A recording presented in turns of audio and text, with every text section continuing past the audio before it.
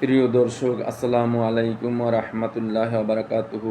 আমি লেখক কবি মোহাম্মদ শহীদুল ইসলাম আপনাদের মাঝে কিছু বাস্তব কথা তুলে ধরছি, শুনুন। শিশু বেলায় তুমি যখন দুই এক পা হাঁটো, বদমাশিতে মেধা তোমার ছিল খুবই খাটো। তখন তোমার কেউ ছিল না, ছিলাম শুধু আমি। এখন তোমার সব হয়েছে, পর হইয়াছি আমি। তখন রাখতাম কোলে কোলে, পরে যাবার ভয়। পরে গেলে আমার বাবার কি জানি কি হয়। বাবারে না দেখলে তুমি কাঁদতে সারাক্ষণ। বাবায় কোলে নিলে তোমার বরে যেত মন। ফোকলা দাঁতে হাসি দিয়ে উঠতে বাবার কোলে।